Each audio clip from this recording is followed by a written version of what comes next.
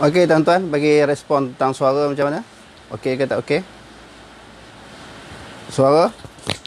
Boleh dengar?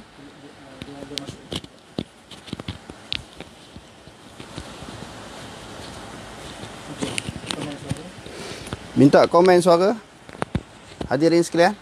Suara okey ke tak okey? Tadi siaran tergendala sebentar. Okey sekarang. Okey. Okey, kalau dah okey saya ulang baliklah apa yang sebut tadi, takut tak jelas.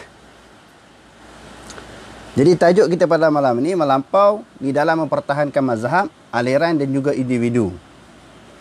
Berlaku perpecahan daripada kalangan umat Islam ini sampai jadi berbalah dan berpecah kerana terlalu melampau di dalam mempertahankan mazhab, sesuatu mazhab. Dia pegang mazhab apa? Syafi'i ke, Hambali, Hanafi, sehingga dia menafikan maklumat-maklumat ataupun ilmu-ilmu yang ada daripada mazhab lain. Dia tidak mengiktiraf, tidak mengakui. Ataupun diperpegang kepada sesuatu aliran, manhaj. Aliran apa yang dia pegang? Sehingga aliran yang dipegang itu dia terlalu fanatik, ta'assub, dia menafikan aliran-aliran yang lain.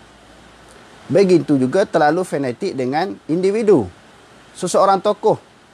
Seseorang tokoh daripada kalangan ulama. Menafikan tokoh-tokoh yang lain. Contohnya kita kata ada orang sampai terlajak.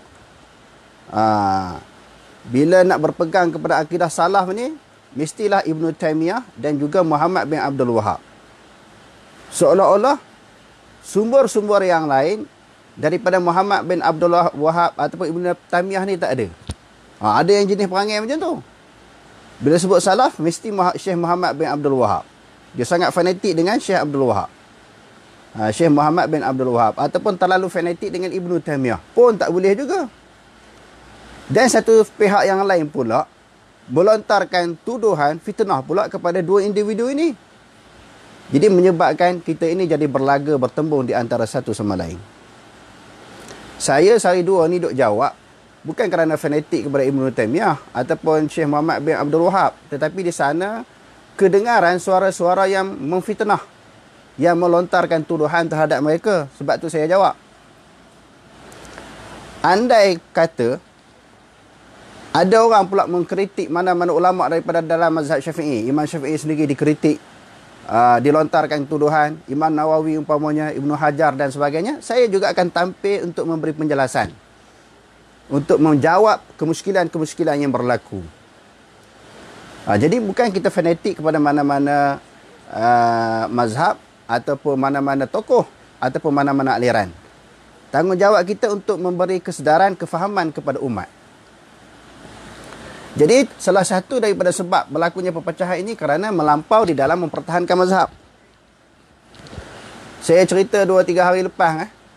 Mula-mula saya pergi sampai ke Peshawar tu, orang berbalah di dalam mazhab, dalam bab masalah kunut. Ada di kalangan sahabat kami ni, dia orang tak buat kunut pun dia buat kunut. Sebab dia duk faham bila tak buat kunut ini maknanya kurang pahala. Kena ditampung dengan sujud sahwi. Jadi berbalah sampai nak tumbuk. Kerana fanatik di dalam mempertahankan mazhab.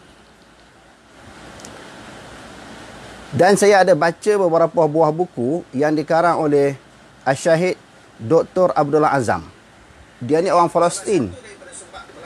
Dia daripada Gaza, Palestin. Dia berhijrah ke Jordan, lalu berhijrah ke Saudi. Akhirnya dia duduk di Pakistan. Bila dia pergi berjihad di Afghanistan, dia berlakulah perbualan, perbincangan dia dengan rakyat Afghanistan.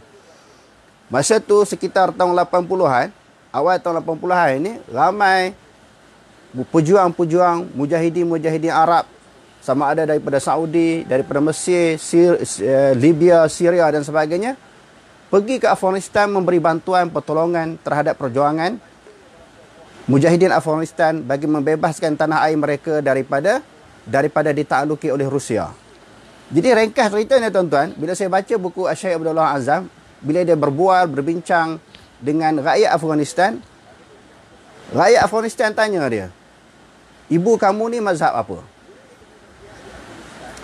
Lalu Syekh Abdullah Azam kata ibu aku bermazhab Hanafi.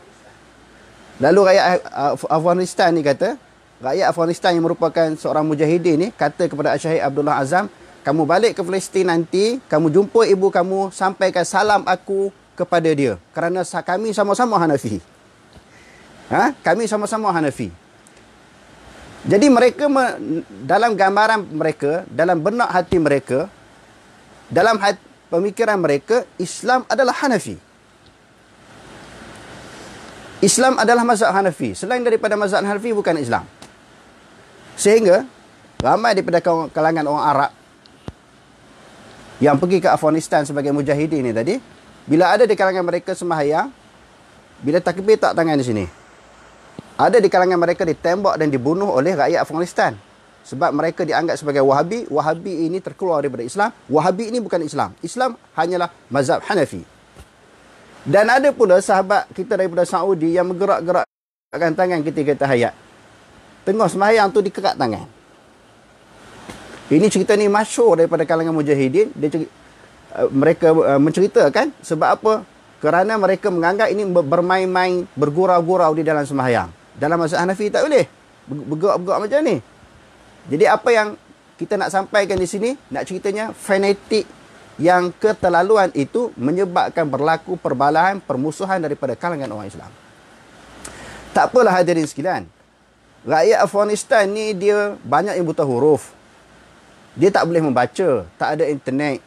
Banyak tempat yang tak ada internet, dia tak boleh tengok YouTube, dia tidak boleh baca Facebook. Dia tak tahu perkembangan luar. Islam adalah Hanafi. Dia buat macam tu sesuai dengan mentaliti, dengan pemikiran, dengan ilmu yang mereka ada. Tetapi kalau di Malaysia ni, duk berkelahi masalah mazhab, sebahagian besar daripada kalangan mereka tok-tok guru. Orang-orang alim, ustaz-ustaz yang balik, yang belajar di pondok, yang sambung pelajaran ke luar negara, pemikiran itu sama tahap orang awam di Afghanistan, yang tu tak boleh lah. Sebab apa? Bila pemikiran itu berlaku, maka berlaku perpecahan daripada kalangan masyarakat. Dia hasil daripada sikap melampau itu membawa kepada serang menyerang di antara satu sama lain.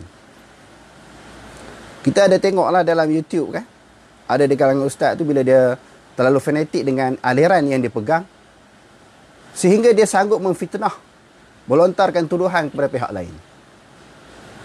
Saya tak nak sebut siapa-siapa. Tengah-tengah dia mengajar tu, dia kata pok-pok ni bodoh, dia kata bengong.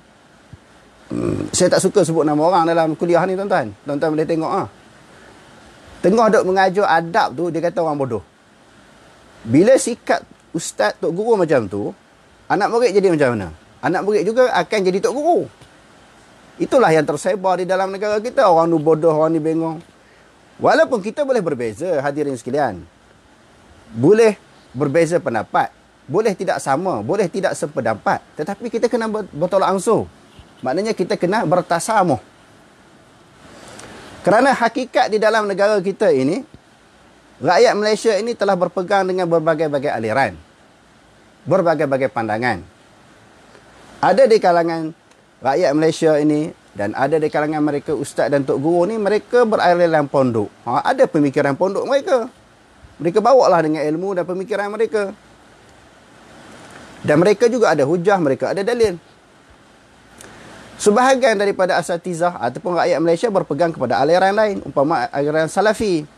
Contohnya mereka yang belajar di Timur Tengah ataupun keluar daripada jamiah-jamiah di Saudi, mereka berpemikiran lain daripada apa yang kita pegang di Malaysia.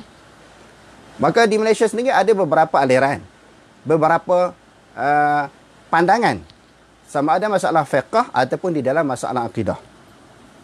Di sini sebagaimana yang saya sebutkan tadi, kita kena tasamuh, kena tolak ansur.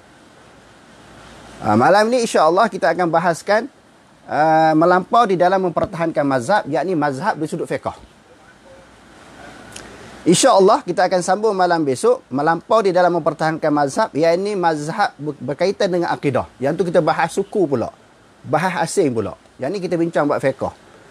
Hasil daripada kekurangan maklumat menyebabkan manusia ini, orang ramai, termasuklah maknanya orang-orang yang berilmu, mereka menyerang di antara satu sama lain kerana tak boleh menerima perbezaan. Sedangkan kalau kita belajar dan kita membaca, berlaku perbezaan daripada kalangan ulama di dalam masalah fiqh ni dah beratus tahun. Di antara satu mazhab dengan mazhab-mazhab yang lain, di antara seorang individu dengan individu-individu yang lain telah berlaku di dalam sejarah yang panjang. Daripada kalangan ulama-ulama Islam ni dah biasa berlaku perbezaan. Mereka tidak tuduh-menuduh, hentam-hentam di antara satu sama lain, dan mereka tidak menghasut anak murid untuk memusuhi aliran lain, ataupun menghasut anak murid untuk memusuhi individu-individu yang berbeza dengan mereka. Tidak berlaku di dalam sejarah begitu. Sebagai satu contoh di sini kita nak bincangkan, yang pertama pindah mazhab. Yang kedua talfiq, yakni gabung antara satu mazhab dengan mazhab-mazhab yang lain. Yang ketiganya ambil yang paling mudah di dalam mazhab. Ini di antara perbincangan yang penting. Mula-mula dia duduk satu mazhab, kemudian dia pindah pada mazhab lain. Boleh tak boleh dalam fiqhnya? Yang kedua, talfiq, menggabungkan semua mazhab-mazhab. Dia beramal. Mazhab Nuri Rahman, mazhab Hanafi, Syafi'i, Hanbali, Maliki, dia beramal belaka. Dia tak pegang satu. Boleh ataupun tidak? Nanti kita akan jawab. Yang ketiga, ambil yang mudah-mudah saja di dalam mazhab ni. Boleh ke tak boleh? Kerana tiga perbincangan ini, tiga perbahasan ini penting hadirin sekalian. Hasil daripada tidak memahami perkara-perkara yang kita sebutkan tadi menyebabkan bahawa kita merasakan apa yang kita pegang, apa yang kita anuti, itulah yang paling betul. Pendapat yang lain daripada apa yang kita pegang tak betul semua. Jadi di sini yang pertama kita nak sebut sebagaimana yang dibincangkan oleh ulama-ulama usul fiqh. Secara kebetulan di depan saya ni ada Irsyadul Fuhul yang dikarang oleh Allamah Syaukani. Kita tengok bagaimana perbahasan yang dikemukakan dalam kitab kita ini. Al-Mas'alatus Sadisah, masalah yang keenam dia kata. Jilid yang ke berapa ni? Jilid yang kedua, muka surat 771. Fil ikhtilafi fi wujubil iltizami mazhabin muayyanin. Tentang perselisihan wajib berpegang dengan mazhab yang tertentu. Ikhtalafal mujawwizuna littaqlidi. Telah berselisih pendapatlah bagi golongan yang mengharuskan bagi taklid. Ada ulama kata haram taklid ini, seperti Ibnu Hazm. Taklid tak boleh. Dia mesti seseorang itu dia ikut dengan dalil, dengan hujah. Ittabi'u ma unzila ilaikum min rabbikum. Ikutlah apa yang diturunkan kepada kamu oleh Tuhan kamu, daripada Tuhan kamu. Maknanya apa yang Allah Taala sebut dalam Quran, kita kena ikut.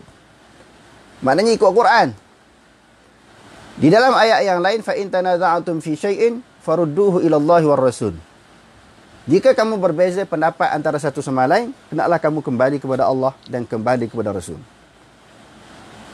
Kembali kepada Allah yakni Quran, kembali kepada Rasul yakni hadis. Jadi mengikut Ibnu Hazm dan beberapa ulama yang lain kata taklid tak boleh. Sekurang-kurangnya itba', maknanya mengikut seseorang itu kena ada dalil. Okey, itu satu masalah. Tetapi Allamah Syaukani sebut sebahagian ulama dan majoriti ulama membolehkan taklid. Apatah lagi orang awam macam kita ni. Mesti kena ada taklid, sama ada kita pegang mazhab Syafi'i ke, Hanbali ke, Maliki ke, Hanafi ke, ikutlah. Mana-mana ulama, tok guru yang kita belajar, kita ikut dia. Okey.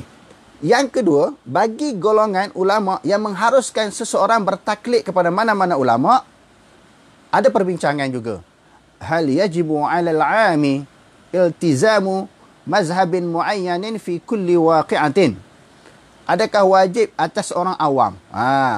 Pertamanya harus taklid.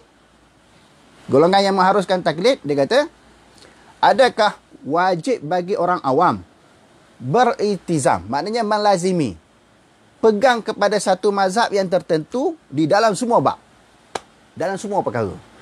Contohnya kita kata dalam masalah sembahyang, puasa, zakat, haji, wuduk, perkara membatalkan air sembahyang, diikut satu mazhab.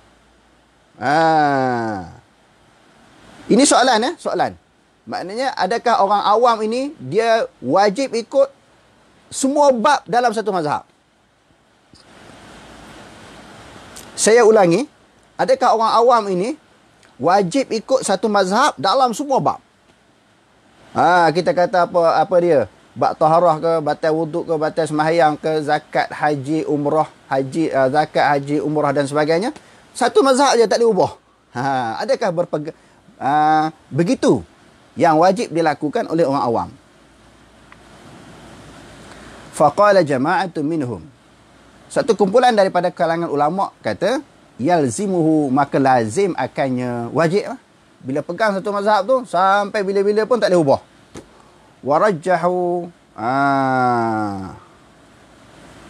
Warajahahu Ilkiya, telah mentarjihkan, mengata kuat pendapat ini oleh Ilkiya. Ilkiya ini, bila saya cek tengok, dia adalah merupakan seorang ulama di dalam mazhab Syafi'i. Dia mentarjihkan kepada pendapat yang kata, orang awam ni bila pegang satu mazhab ni, sampai bila-bila pun satu mazhab tak boleh tukar mazhab. Dah tak boleh tukar mazhab. Dalam semua bab mesti satu mazhab. Kalau dia pegang Hanafi sampai mati. Syafi'i sampai mati. Begitulah seterusnya. Okey. Wa qala akharun, telah berkata ulama-ulama yang lain, la yalzimuhu, tidak lazim. Tidak lazim orang awam ni bila pegang satu mazhab, dalam semua bab mesti nak kena mazhab tu juga. Tak. Dia boleh berpindah kepada mazhab lain dalam bab yang lain. Rajjahahu Ibnul Burhan wan Nawawi. Dia kata telah mentarjihkan pendapat ini oleh Ibnu Burhan, salah seorang daripada ulama usul fiqh, dan juga Imam Nawawi. Tengok. Imam Nawawi, ulama besar di dalam mazhab Syafi'i. Banyaklah kitab-kitab yang dia karang kan. Selain daripada Matan Arba'in, Riyadus Salihin, Tahzi' Asma' wal Lughat, apa dia lagi? Kitab yang paling besar kitab tu lah. Maknanya majmuk. Dalam majmuk dia juga disebut. Dalam majmuk disebut dengan terang. Okey, kita cerita dalam kitab ini dulu. Ibnu Burhan dan juga Imam Nawawi mengatakan tak lazim seseorang, orang awam, dia pegang satu mazhab dalam semua bab. Tak mesti. Saya petik pula pendapat Imam Nawawi di dalam majmuk. Dia kata, sesungguhnya, dia kata, mazhab itu innal mazhaba. Ayat dia lebih kurang macam tu. Li'arifil adillah. Sesungguhnya mazhab itu bagi orang yang reti dalil. Ada pun orang awam, dia bukan reti dalil. Quran, dia tak tahu. Nasih mansuh, dia tak tahu. Begitu juga asbabul wurud hadis, dia tak tahu. Kita nak faham dengan apa dia am ke, dengan khas ke, dia tak tahu, orang awam. Maka pendapat kedua bagi Imam Nawawi, memang dia kata orang awam ni tak lazim pegang satu mazhab. Dia boleh berpegang berbagai-bagai mazhab. Contohnya dalam satu bab pegang mazhab ni, dalam bab yang lain pegang mazhab lain, boleh. Jadi kita tengok dalam kitab yang kita bahaskan tadi, Irsyadul Fuhul, maknanya boleh berpindah. Bila itu gambaran yang kita dapat, ada pandangan kata boleh tukar mazhab, boleh berpindah dan boleh berpegang dengan mana-mana mazhab. Suatu bab dalam satu mazhab, satu bab yang lain, hukum yang lain dipegang mazhab lain pula boleh. Bila yang tu kita tahu, maknanya di situ ada kelonggaran. Kita tidak boleh fanatik, ta'assub kepada satu-satu imam ataupun satu-satu mazhab. Sebab apa yang kita nak bincangkan di sini, bila kita ta'assub fanatik, membawa kepada sikap melampau. Membawa kepada sikap melampau di dalam bermazhab. Kitab yang kedua, Fiqhul Islami wa Adillatuhu. Jilid yang pertama, dalam mukaddimah dia sebut, wa yajuzu taqlidu kulli madhhabin wa in adda ila talfiqi 'inda ad-darurati aw al-hajati aw al-'ajzi aw wal uzri. Dia kata harus taklid kepada semua mazhab, walaupun membawa kepada gabungan. Talfid ini kita campur mazhab-mazhab. Mazhab ni kita ambil, mazhab ni kita ambil, kita campur semua. Kita beramai semua mazhab. Itu dipanggil talfid. Sebahagian ulama tidak membenarkan talfid. Kena pegang satu-satu ya.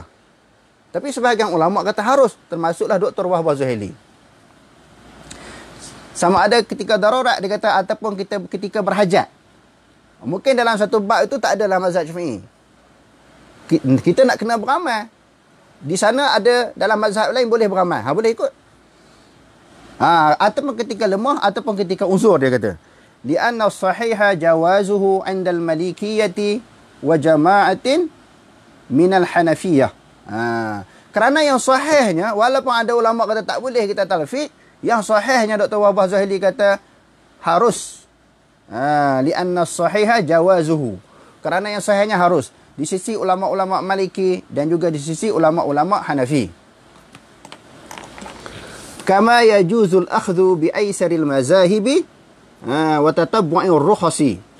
Sebagaimana harus kita mengambil perkara yang ringan-ringan daripada kalangan mazhab ataupun mengikut rukhsah, mengikut kelonggaran indal hajati awil maslahati. Tadi dia kata talfiq boleh gabung. Begitu juga harus kita ambil yang ringan-ringan daripada mana-mana mazhab. Mazhab Syafi'i ringan kita ambil. Hanafi pula ringan kita ambil. Maliki, Hambali kita ambil. Tapi kena tengok sampai habis. Dia buat kesimpulan macam mana. Boleh ambil hak ringan-ringan pula dalam semua mazhab. Li'anna dinallahi yusrun wala usrun. Kerana bahawasanya agama Allah Ta'ala itu mudah. Inilah yang disebut oleh ustaz-ustaz, tutup guru, ulama-ulama. Islam senang, Islam mudah, Islam senang, Islam mudah. Tiba-tiba nak beramal jadi payah. Dia duk ceramah, Islam tu senang, Islam tu syumul, Islam itu hebat. Bila time nak beramal, itu tak boleh tau. Dalam mazhab ni tak boleh. Dia pula kata tak boleh. Hak duk ceramah lepang-lepang dalam masjid ni. Sampai berbuih mulut-mulut kata Islam tu senang. Sampai peringkat praktikalnya, peringkat amalinya dia kata tak boleh pula duk campur mazhab. Jadi Dr. Wahbah Zuhaili kata boleh. Kerana agama Islam itu senang. Bukan susah. Wa annal qawla bi jawazil talfiqi min babi taysiri ala nasi. Dia kata di sini sesungguhnya pendapat tentang keharusan talfiq gabung adalah merupakan bab mudah daripada atas manusia. Memudahkan atas manusia.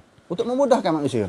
Di sini adalah Tok Guru mari jumpa saya. Dia kata bagi saya tak boleh kita campur mazhab. Orang awam mesti kena ada mazhab. Tak apalah dia pegang dengan cara pendapat tu. Jangan duk paksa orang. Jadi kita cerita dekat dia balik. Itu pendapat ustaz, okeylah pegang pandangan tu. Tapi jangan duk larang orang. Jangan duk kata ke orang, hentam orang. Tak boleh pegang mazhab ni. Hak dia nak pegang cara tu, pegang. Sebab itu dalil yang dia belajar. Hak orang lain belajar, dia kena dengar lah juga. Sebab itu ulama-ulama dulu, ada di kalangan mereka yang syadid. Tetapi untuk diri sendiri,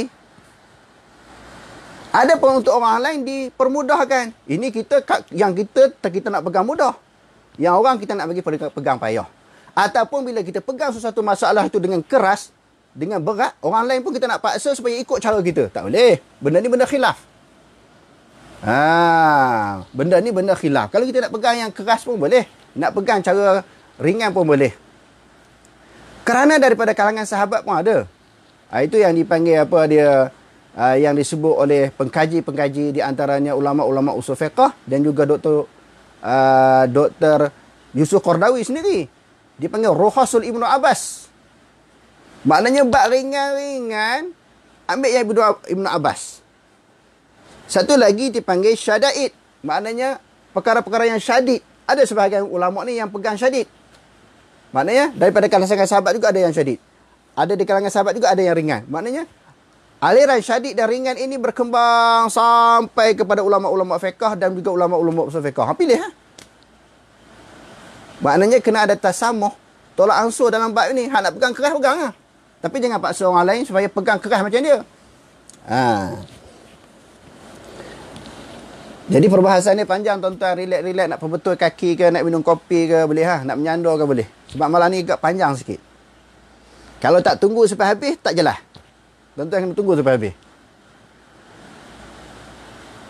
Kalau bola sepak pun sampai 3 pagi boleh lah. Kadang-kadang daripada pukul 3 sampai subuh boleh tunggu lah. Takkan perbahasan sekejap ni tak boleh tunggu. Banyak lagi nak baca ni.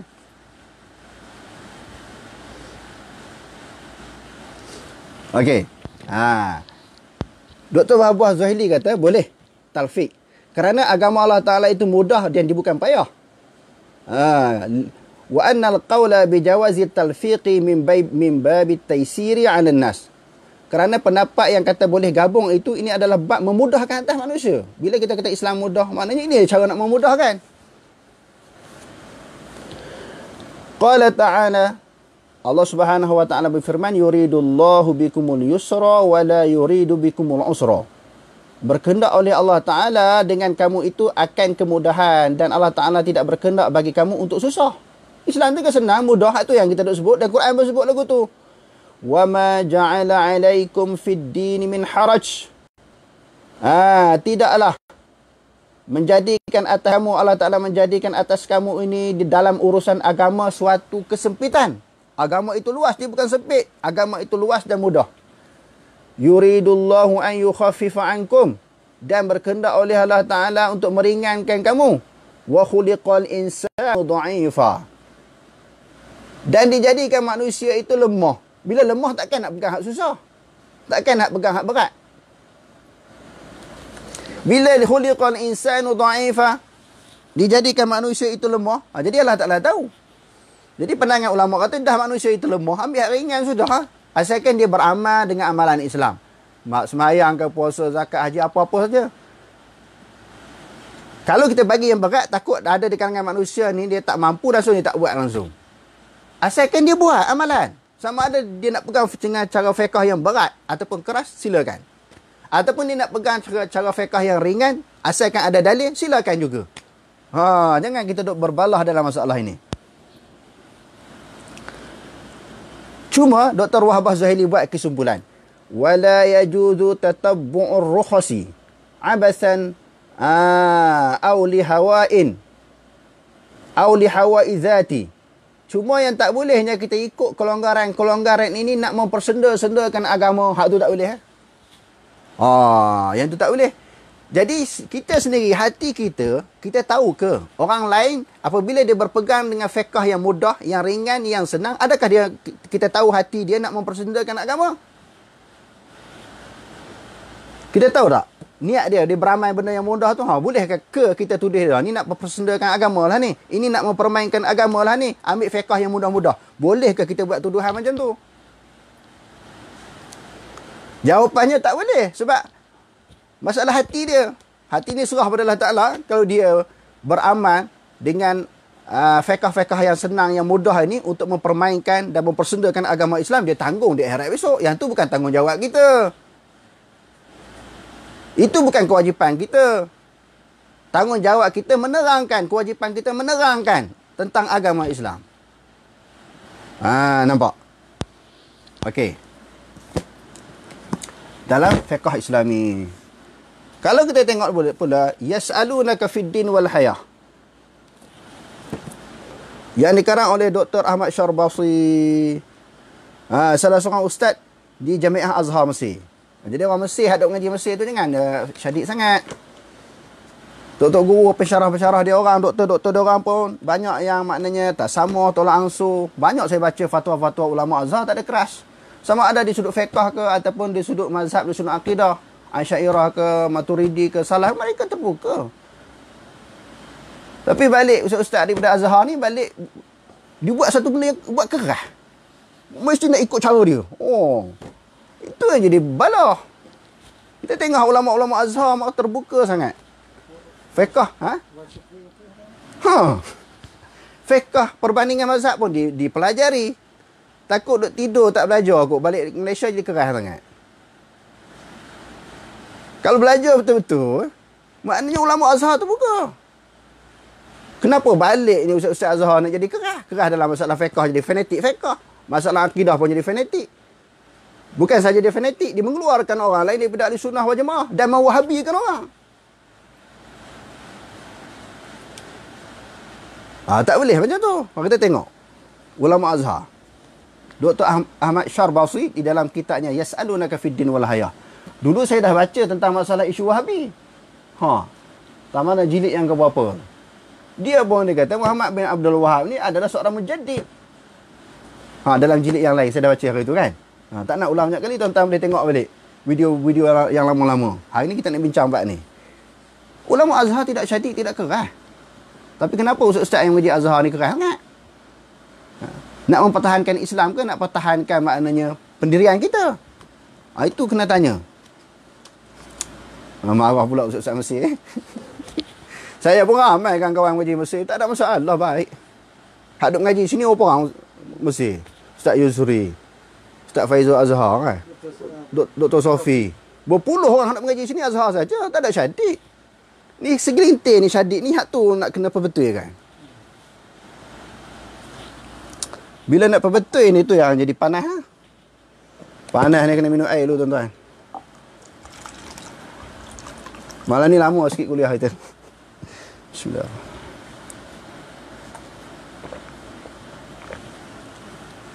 Kenapa nak jadi keras? Keras tu lah dia bila ustaz tok guru keras, anak murid kan jadi macam tu ah. Ha itu duk lawan dalam Facebook tu anak murid ah. Duk hentam orang ni. Sebab tok guru ajar anak murid jadi keras. Kita alhamdulillah bersyukur kepada Allah Taala, orang-orang duk datang multakarah sini tak ada yang keras. Dia nak pegang mazhab apa pun terpulang. Asalnya dia ada dalil. Tak ada yang fanatik. Kalau kita baca dalam kitab ni dia kata apa pula? Al-jama'u bainal mazahibi. Menghimpunkan di antara mazhab-mazhab. Orang tanya Dr. Ahmad Syarbasi, hal yajuzu an akhudha ara'al fuqaha'i? Adakah harus dia kata aku berpegang dengan pandangan-pandangan pandangan-pandangan ulama fiqh wa akhaffaha wa ashalaha. Ambil yang ringan dan yang mudah. Summa ajma'a bainal mazhab Syafi'i.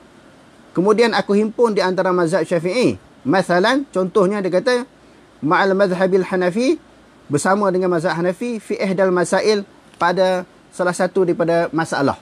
Boleh tak? Syafi'i pun ambil, mazhab Hanafi pun ambil. Boleh tak? Ini ulama Azhar jawab. Dia kata al-jawabu taqlidul a'immati fi mazahibihim amrun masyru'un fil ahkamil amaliyatil mabhuthi anha fil ilmi al-fiqhi.